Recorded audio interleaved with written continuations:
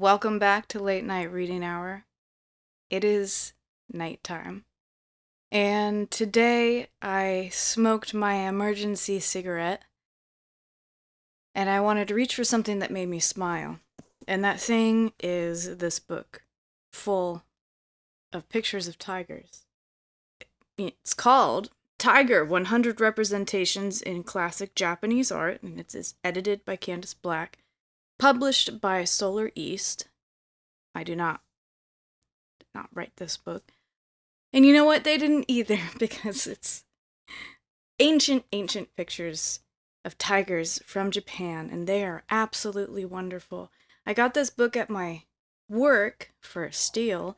Turns out it's a little bit rare. A little bit, maybe out of print.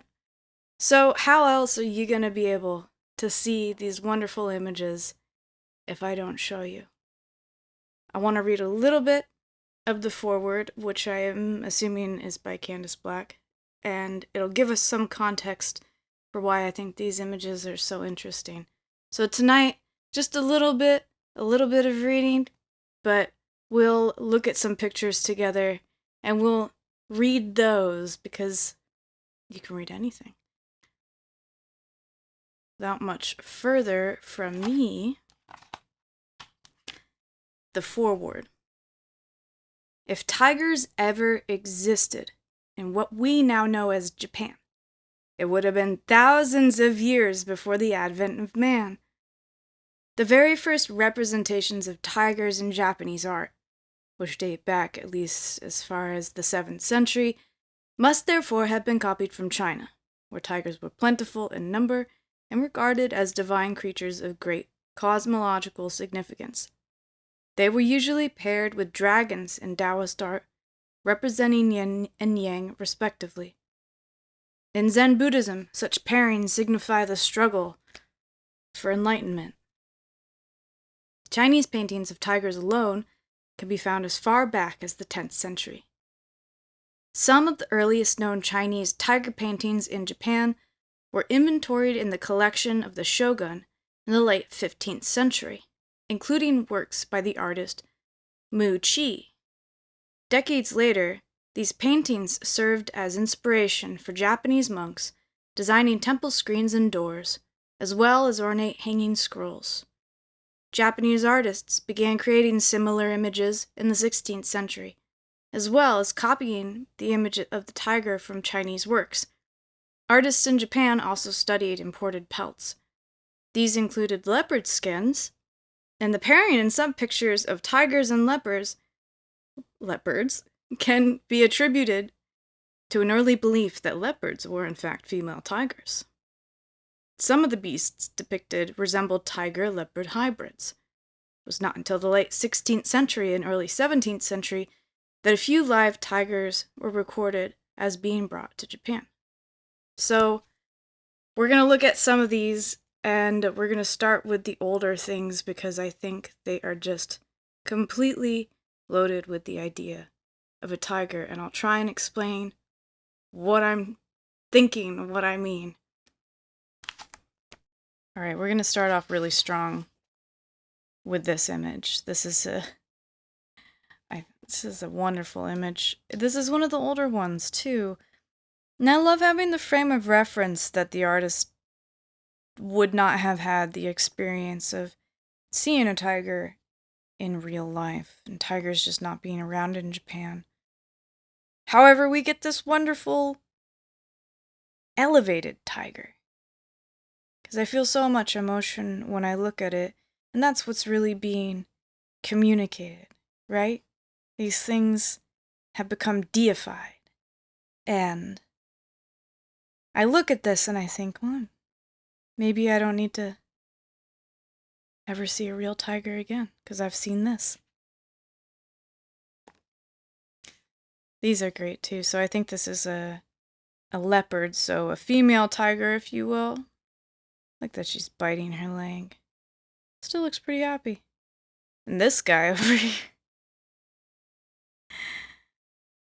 I love how cat-like and playful these end up being.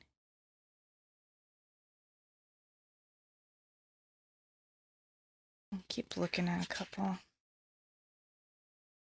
Here we have a bit more ferocity, a bit more pride.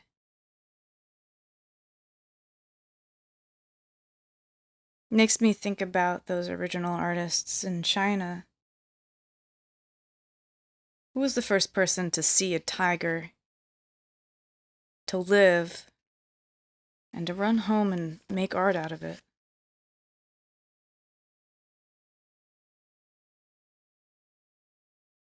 And I think it's a really good metaphor for art making, right?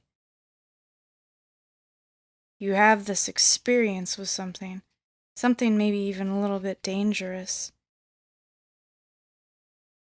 but you survive and you go back and you just gotta tell people about it.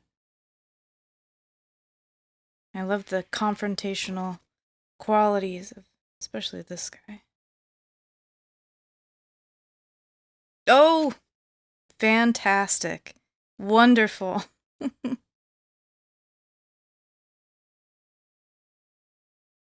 And it's easy to chuckle at these. It's easy to laugh at them because they look pretty silly for people like us who've probably seen a tiger in a zoo at some point or on TV. We have such easy access to things. But beyond just how wild it looks, I love where the abstraction takes us. Thank God we didn't always have cameras. Thank God we used to have to use our memories and imagination. Oh, this one's very cat-like. I don't know too much about tigers in the wild, but maybe... Well, I guess I'd imagine that if you saw one, you'd probably be dead soon. But maybe not, because I know there's a passage in the I Ching that talks about treading upon the tiger's tail and getting away, so obviously people got away. Wow. Ooh, he's crossing the river.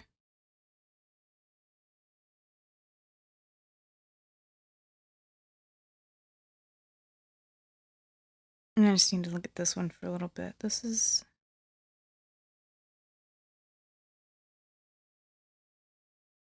It's wonderful.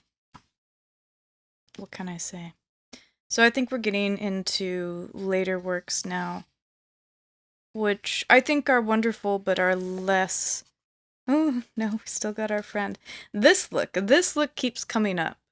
I will say, you've got two types of tigers that we keep seeing. One is very, very proud and ferocious, and the other one is really just sneaking around enjoying life. I suppose that's the struggle for enlightenment, right? Oops, more leopards.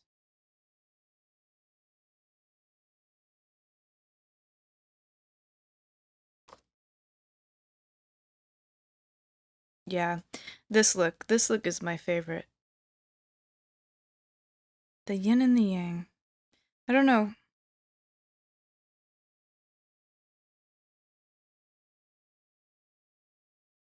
Whether it's the yin or the yang, but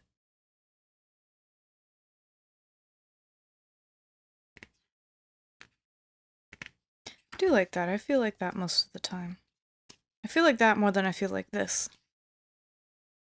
Oh, wonderful.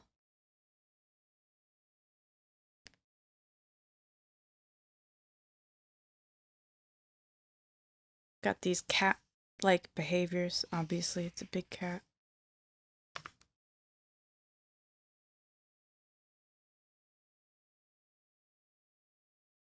It must have been a divine experience to see these creatures in the wild. What a great symbol, what a great object they are. And it endures. It endures because a person like me can still look at this book and these images still kind of touch something on my soul. Oh, and I do appreciate we're always seeing claws. The claws are always out.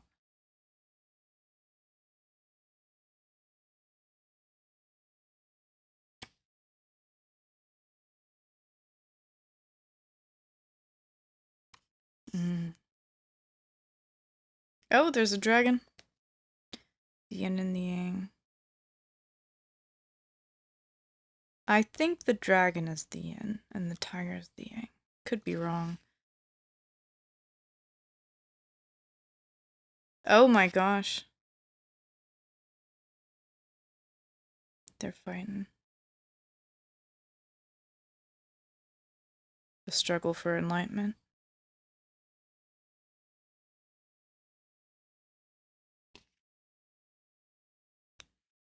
Wow.